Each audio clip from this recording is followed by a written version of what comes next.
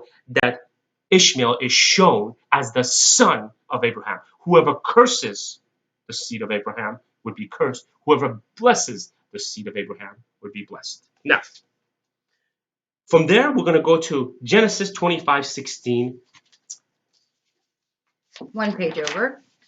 Excellent. These are the sons of Ishmael, and these are the names by their yards and by their castles, 12 chiefs according to their tribes. And these are the years of the life of Ishmael, 137 years, and he breathed his last and died and was gathered to his people. 12 tribes. 12 tribes of Ishmael. Now, a little more understanding comes when we read it from the Masoretic text because it's in the context that we're referring to. Why is that? Because it's Genesis 25:16 in the Masoretic text says, these are the sons of Ishmael, and these are their names and their towns, and by their castles, 12 princes. Listen to these words. 12 princes according to their nations. Why is this important? Well, let's take a look at the word prince. What does the word prince mean? The word prince means nasi. It comes from nasim.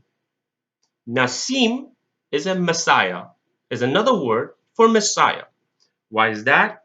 Because the word nasim means exalted one, the one that's almost like a king, the one that takes charge of the people. A prince. Thank you. Why is that important?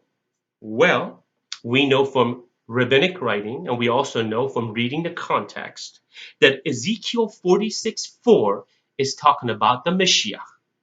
Ezekiel 46:4 specifically talks about an offering that the prince is going to make for his own sins. He's not sinless. And this is what Christianity doesn't understand, that their Jesus Christ has nothing to do with the Messiah. He's not a Messiah whatsoever.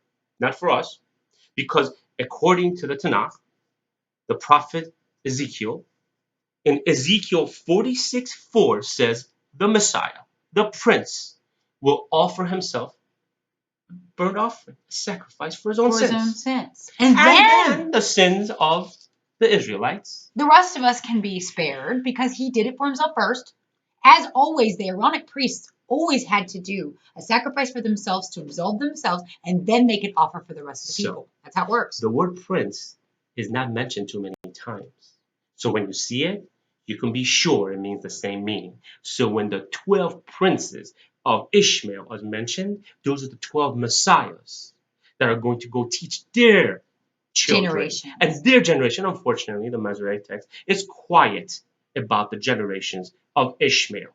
But we do know that God was with Ishmael. Therefore, if we are saying Ishmael's generation did not teach, that means God did not teach Ishmael to teach his children. So my question would be and we know that God is not a man that he should lie.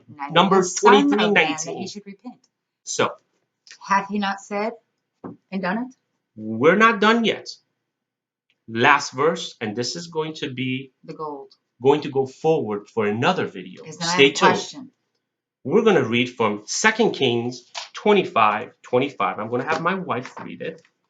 2 Kings 25:25. Here we go. Read it for us, Summer. But it came to pass in the 7th month that Ishmael, the son of Nethaniah, the son of Elishama, of the seed royal, came, and 10 men with him, smote Gedaliah, that he died, and the Jews and the Chaldees that they were with him at Mizpah. Are we saying that there's a king, Ishmael, from the royal seed of King David? Well, if King David had other wives, we know King Solomon had many wives, and the children came, we know that it's by the genealogy of the father that they are numbered, not by the mother. So the royal seed would not matter from the mother. We're not Marian thought. We're talking about the father. As Chronicle says, and as Numbers tells us, we are numbered by the genealogy, pedigree of the father. You are valued from the father's lineage. So how come the name Ishmael shows up? I know that back in the day, there was no last name. There was no Schmidt. It was Yosef. Who are you? Yosef. Who are you? B'nai Yosef.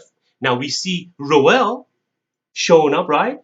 and Son of Reuel, and Reuel is another name again, which is Jethro, also Hobab, but it's Reuel, son of Reuel. So this Ishmael, back then, when they give you a name, is because you continued on your genealogy with that tribe. We're going to talk about this later on. But I have a question. Could Ishmael's descendants become lost in the Crusades? That's a question I'd like to answer sometime. We can talk about this later, and we're going to find out, and we'll let you know. I just want our audience to open their eyes. Don't take the word of theologians, ministers. Read it in the context of the text of the scripture. Read it for the yourself. Scripture doesn't lie. You must look at it. Contextual criticism is important. You have to see where the Masoretic text comes from. From what perspective does it come from? Who wrote the biased ideals? When you write a connotation, is